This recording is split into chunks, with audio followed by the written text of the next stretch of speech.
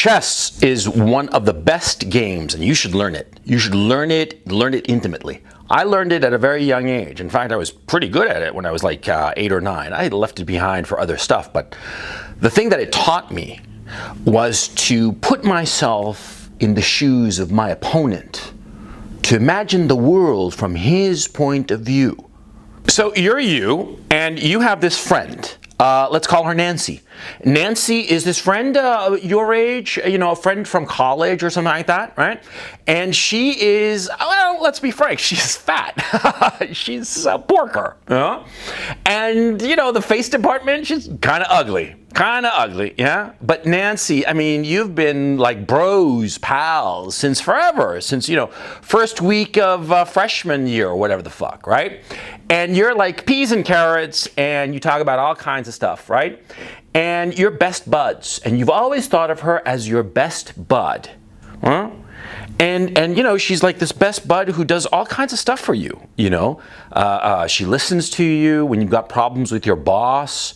And, when you have to wash clothes and stuff, she helps you do it. Sometimes she does it herself, and sometimes she'll go to your apartment because she has a key to your apartment, and she'll just go to your apartment and sort of like spritz it all up, and everything. And she's just somebody that you can talk to, and you can talk to her at 2 in the morning about whatever's going on. Whenever you call her, she always takes your call, and she's just like, she's such a great friend.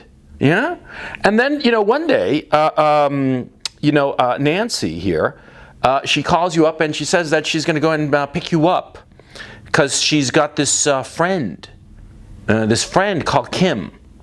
Okay, and Nancy comes in a car with Kim, and Kim is hot. I mean, really fucking hot. I mean, just like whoa, Nelly. You know what I'm saying? And the three of you go out, and you and Kim are kind of like flirting and stuff.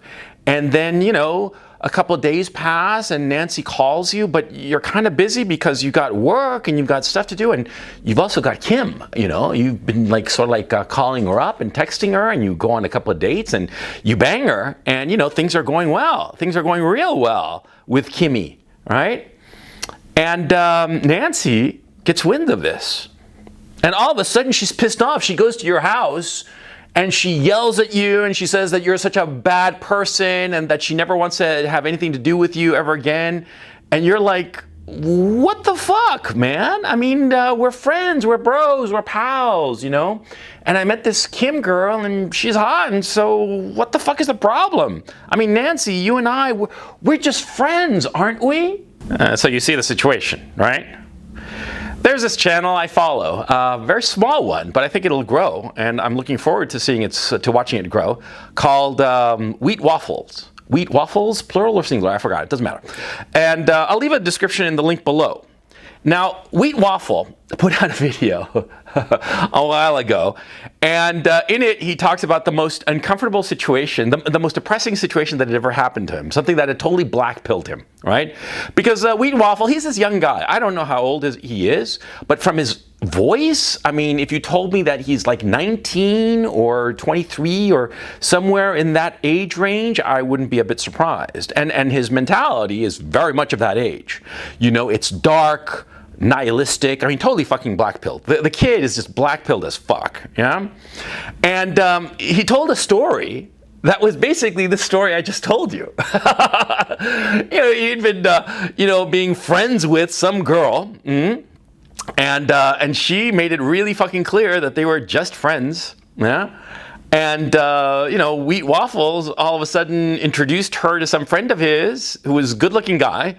And all of a sudden, this girl just blew him off and ran after this friend. I think the friend in the story was called Jeremy or some shit like that. Doesn't matter, The outlines of the story are what matter, of course. And he was so pissed, Wheat Waffle. And I'm not shitting on the kid, okay? I want to make it really fucking clear. I'm not shitting on the kid or putting him down. In fact, his videos have given me a lot to think about. And the fact is that this first video that you're watching is going to be the first of 3 that I'm going to be doing regarding Wheat Waffles. Because his situation, his point of view, I mean, how can I put it? I don't want you to shit on him, quite the contrary, because if I met him, I'd want to hug him. I want to hug him and tell him, kid, dude, you're not seeing the bigger picture. Yeah, because Wheat Waffle is a very, very sharp kid. He's a smart, smart kid, but he's totally nihilistic and totally black-pilled because he has a limited perspective as to what's going on, and also, smart as he is, he's not using his power of empathy, of projection, of figuring out what the other person is thinking. He's not using that, okay? And so he tells a story of how he was friends with some girl. And he was just friends, but you know, the whole implication of his being just friends is that he wants to get in her pants, right? And he figures that if he's friends with her, he'll get that much closer. And then he's pissed off, I mean really fucking pissed off, that she blows him off, you know, for some good-looking friend of the kids, right? This Jeremy fellow, I think his name was, like I said, it doesn't matter. The point is that, see, Wheat Waffle said in his video that he had devoted so much time to this girl and listening to her problems and being a good friend, and in the end, she just ran off with some other guy. And I'm like, dude, come on. I mean, come on. If you had like a 250-pound girl as a friend, not girlfriend, but rather girl who happens to be a friend, and you know, she was your friend and she did all kinds of stuff for you and helped you out and this and that and listened to your problems and talked to you at all hours of the day or night, but you just didn't want to bang her, right? And all of a sudden she came at you like, you know, why aren't you in love with me? You know, I'm doing all these things for you and you're not, and you'd be like, what the fuck, man? What is your problem? We're just friends. See? That's the exact same problem that happened with Wheat Waffles. He was just a friend to this girl. And she had made it clear from the get-go that she didn't see him romantically. Just as you, as a guy, would never see a butt-ugly 250-pound girl as a potential mate, as a potential sexual partner. No, you wouldn't, unless you're at the very bottom of the totem pole, right? But if you're, you know, medium and up, you're not going to look at some porker like that as a potential girlfriend. Of course not. You'd be out of your fucking mind because you can do better. Of course you can. And see, Wheat Waffle, he, smart as he is, was not putting himself in her shoes. He was not putting himself in the same situation and imagining the same situation from her point of view. You play chess, you're white, and you move a few pieces here and there. You know, open with a pawn and maybe a knight and whatnot, but within the second or third move, I mean right after you've done your opening, if it's a structured opening, you're instantly putting yourself in the shoes of your opponent, and you're imagining the board from the point of view of black. And you're white and you're playing, but at the same time you're imagining yourself as black and seeing the board from black's point of view, and seeing what opportunities are available to you as black so that you, as white, can counteract those or exploit some weakness he might have that you might not notice unless you put yourself in black's shoes. You see what I'm saying? Smart guys, especially young guys, young smart guys, often as not fail to put themselves in the shoes of the other person. And it happens in all kinds of contexts, by the way. I'm talking about girls, right? But it happens in business. It happened to me a lot. When I was young, for instance, I got involved in a few deals, and I didn't realize what the other person wanted from the deal. I thought that they were just paying me because, you know, I was such a great guy. I didn't quite understand why they were paying me the amount of money that they were paying me, because I was young, naive, and I failed to put myself in their shoes. As I got older, of course, I learned to be, you know, a semi-expert in that. Because as you get older, you realize that that's the most important fucking thing. Yeah, you always, always, always want to put yourself in the shoes of the other guy. You always want to look at the board from the point of view of black. And ask yourself, you know, what's the smart move? Why am I moving? Why am I doing this instead of that? You always want to put yourself in the other person's shoes. And in the case of Wheat Waffles here, this amusing story. Yeah? Smart as the kid is, he's not putting himself in the shoes of the girl. And he can do so. He's smart enough to do so, certainly. I mean, I can tell that the kid's got brains, yeah? And this amusing nihilism, which he'll get over it because he's young. And right now, he views the whole of existence as this black pool of misery, and he's drowning in it, and he's kind of enjoying it, right? Because when you're young, you kind of enjoy that kind of nihilism and extreme pessimism, if you want to call it that. Yeah, because when you're young, you're like that. And how do I know?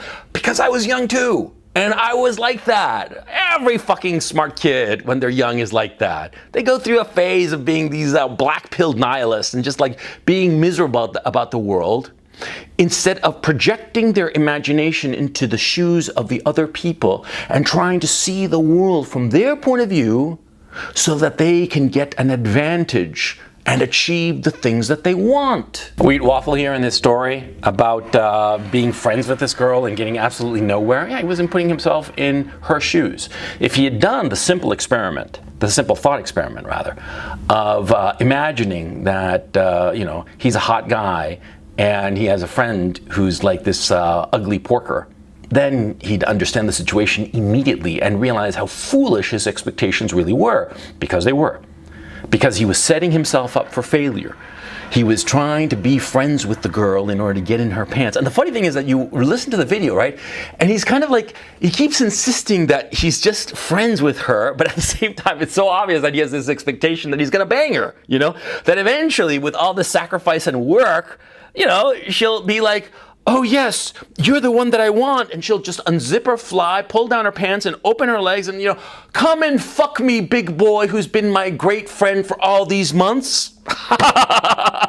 Of course that's not gonna fucking happen. Of course not. Come on, man. Kid, dude. Of course she's not gonna spread them for you just because you were a good friend. Just as you would never want to bang some ugly porker just because she's a good friend and listens to your bullshit and, cleans up your apartment once in a while. Of course not. You'd be thankful, you'd be grateful, you think that she's a wonderful person, and what would you be wishing for her? You'd be wishing, and you'd tell her probably, you'd say, oh, you're such a great girl, you'd probably make somebody a great wife and mother and a wonderful companion through life. You'd probably say that, just as this girl told Wheat Waffle and what a great guy he was and that she really hoped that he'd find some girlfriend, man. Look, I want to insist, man, I'm not putting this kid down, okay? And probably Wheat Waffle is watching this shit, yeah? And he's probably thinking to himself, what the fuck is this old fart going to be doing for 3 fucking videos? Well, there's a lot to take apart in your videos, okay? And it's really interesting, and that's why I'm going to be doing these videos. But, the point, I want to make it clear to you. Okay, to you, Wheat Waffle, who's watching this, and you, just regular audience members, I am not shitting on the kid, okay? I have tremendous affection for young boys like that because I was that boy, okay? And I realized retrospectively that I had a very limited viewpoint as to what was going on. And so that's why I'm hoping that by, talking about this thing and using the chess metaphor, you'll understand and expand your viewpoints, because you've got the brain power. There's no question about that. You've got the brains, but you don't have the experience, and you have like these blinders on. You're holding on to certain assumptions about the world that are radically incorrect. And they seem to be correct, but they're not. In other circumstances, when you're like a good friend to somebody and you're always there, loyal and trustworthy and whatnot, especially with other guys, that counts for a lot. And it's because of our evolutionary makeup. If you're a good friend to a guy and you're always there, loyal, steady, he'll not only count on you, but he'll be there when you need him, okay? But you are applying that dynamic, which works exceptionally well with other men because we evolved for this to happen, right? You're applying that attitude, that behavior, which works with men, you're applying it to women where it doesn't work. Because women have other desires. Because women are different from men. And you're a young guy and you've been brainwashed into thinking that guys and girls are the same. And so you're applying a mechanism of connection that works with other guys to go out and hunt the woolly mammoth. You're applying it to a girl, it's failing, and you're pissed off. And you're getting all black-pilled. And you feel that your illusions are being destroyed. Well, in a sense, your illusions are being destroyed because your illusion, your false assumption, will never work with women. And that's why you failed. So understand the situation. And how do you understand the situation? By putting yourself in the other person's shoes. Imagining what it would be like if you were in their shoes, imagining that you're playing their position. How would you move? What pieces on the table would you move around? The rook, the queen, one of the pawns, what? What would you be worried about? What would be your priorities? Always put yourself in the shoes of the other person.